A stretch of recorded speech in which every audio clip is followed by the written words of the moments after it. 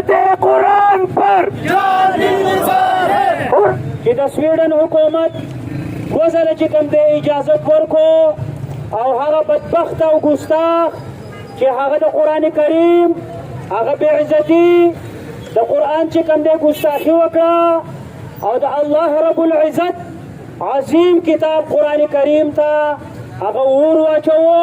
وأما بنعمة ربك فحدث صدق الله العظيم. د دې سره سره زموږ ستاسو هم څه ذمهواریانې جوړېږي. اوله ذمهواري زموږ ستاسو دا ده چې دې خلاف مونږ خپل ایماني غیرت را بیدار کړو او د دې خلاف اواز اوچت کړو. دغه خلکو له پیغام ورکوم کم خلک چې داسې پروپاګانډې کوي چې آیا ستاسو د احتجاج نه به څه مقاصد حاصل شي، دغه خلک دې راشي او په دې صفونو کې دې شامل شي او د الله پاک سره دې خپله راضینامه وکړي. دا ستا مذهب دی، دا ستا دین دی، ته د مذهب د لاندې ژوند تېرې. معلومه شوه چې فرنګیان نه خپل کتابونه مني او نه د مسلمانانو کتابونه مني.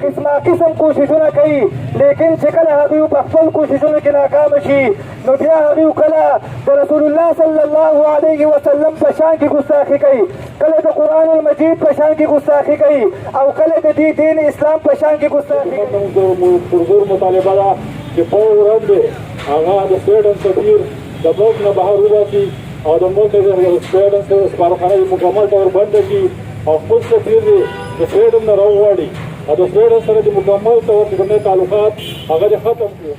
موجوده وخت کې د سویډن حکومت په نگرانۍ کې یو ځل یو سړي د قرآن کریم بې حرمتي وکړه. والشاکرین والحمد لله رب العالمین.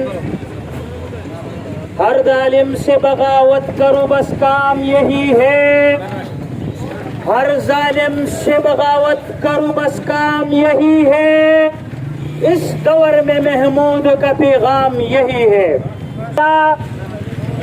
وضاحت کول غواړم چې زمونږ دغه نننۍ احتجاجي مظاهره هغه چې کوم دی د قائد جمعیت قائد ملت اسلامیه حضرت مولانا فضل الرحمن صاحب دامت برکاتهم العالیه په حکم باندې ده.